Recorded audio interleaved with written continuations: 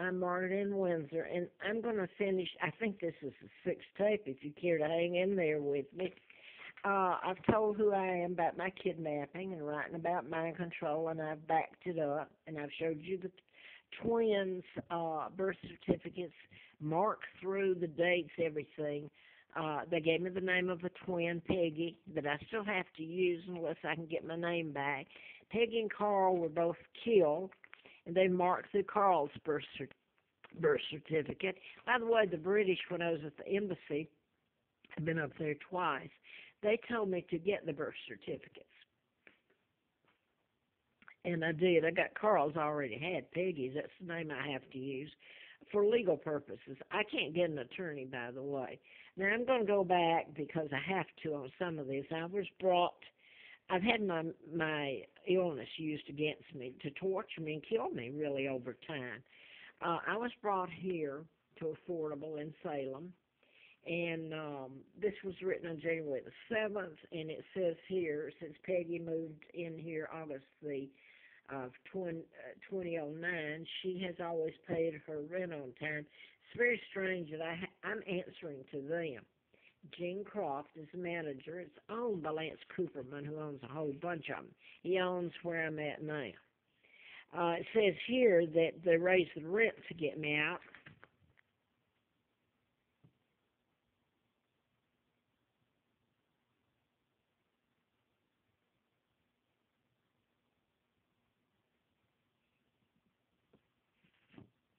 She says I paid my rent on time and etc. Now then, the state trooper Carl Barton, I was up on Roanoke Mountain. I have to give you this background a little. I was at a National Park Service campground legally. It's like I have to explain myself. They have so lied about me, just like they did Jean Seberg. And read what happened to her November of 79. Anyway, when I came here, I'll say this.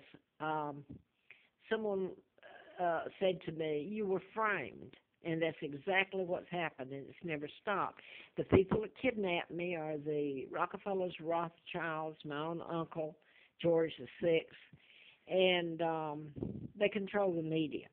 So I was brought here, and when his wife, they paid the security deposit.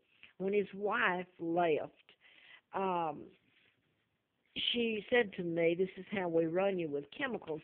Well, if you listen to the other tapes, I told you that night I was up on Roanoke Mountain and fuel was poured all over my tent. I'm talking about fuel. And, later I wondered, they weren't responsible for pouring the fuel on my tent, which made possible her bringing me down here. In 17 months, I believe it was, I soaked up theirs. Deliberate, cold-bloodedly. You have to get away from it. If you're allergic to chemicals and you inhale, you have to breathe. The only way, if it's not stopped or fixed, you have to get away from it. If that's your house or your residence, that can make it pretty bad. Or you stay there. If you don't leave or get it fixed, and you suffer the consequences with inflammation and the kind of hell it can make you choke. It determines on how sensitive you are to that chemical, and somebody's deliberately putting it there. I thought, man, if they ever told about me and could show the video or something, they're over in Syria telling them how bad they are, chemicals. They should follow me, what's happened. But anyway, I want to get this in, too. Remember, the state trooper's name was Barton, and I'm only showing this so you can make these two connections. Frida Barton approached me, and I was out in the woods camped, and, well, actually, I was at a motel near there because I had to camp or I'd run out of money or all this happened, and I'd be run back out there. I'd be so sick. So anyway, she took me over to Vinton, which is really part of Roanoke County and Salem, where I'm at now. And I didn't realize that she knew this man. His name's Gene West, Vinton. He owns paint and supply and all this. And I guess he's kind of wealthy as far as Vinton goes. But anyway, she took me over there, and she introduced me to him. Come to find out, Barton, Frida, had an affair with the sheriff over there, well, that the sheriff of Roanoke County. But anyway, it was years ago when she had a daughter born and they weren't married. So they mentioned that. Come find out, Frida lived 2 streets, I believe it was, over from me. Point being, it looked like she was doing me a favor, and Barton is the name of the state trooper, by the way. It took me to Affordable. And that's where I'm at now, and I've got the letter, if you want to call it eviction notice. I have to get out. They didn't succeed in the chemicals, but hey, they would. But now they've given me a letter because I requested them not to come in. They could come in and bring supplies, and I offered to use and pay for non-allergenic, and that's no, they won't do it because, quite frankly, the whole point is using the chemicals on me that kill me, and that's plain and simple, and it's just about done it. Now, I can hardly walk, my vascular, my veins, my kidneys, and I've got shingles now. But I've put this on other. After I came here, I went to, and I woke up and I had it on the 9th, after I moved in on the 3rd. And she put me on medicine, and she said it was from stress.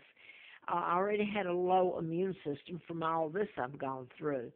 And now that I can't get over the shingles because they demand to come in, and they know it. I showed them the medicine, etc. So anyway, I can't even get over that. And they're causing it. Let me remind you, all they have to do is comply. I don't think anybody would tell you to kill me with chemicals. Well, I don't know. You have to print all this and start locking people up.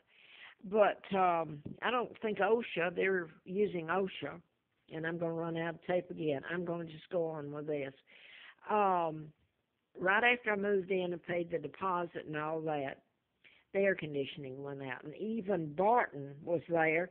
She said, well, the air conditioning, and it was on when we were sitting there and I was paying the rent. It's off, and when they come back to fix it, the fumes start, poison fumes start. Now, this has happened at all of it. Happened at Joseph Stream in July the 1st of 11. And next day is they celebrate their independence from me, from the monarch. And that's exactly who I am in my kidnapping. At the Bedford Museum there. I could look out the window and see it. And all kinds of stuff happened there, and I finally had to move. Now, this is the letter that they sent me here at Affordable, simply because I'm so sick now, and shingles, and this is crafted. This is not the way it happened. Dear Miss Childers, she handed it to me Tuesday, a week ago. My rent was paid till Thursday. And the girl that lived here, they told me, had lived here 2 years prior to me moving in. She says, as our conversation, you stated that the cleaning supplies we used were detrimental to your health and could cause a life-threatening situation because you have an immune deficiency. We are unable to comply with your request to change the supplies we use, forego the monthly exterminating, which I never asked them to forego, and not clean the carpet and upholstery when scheduled.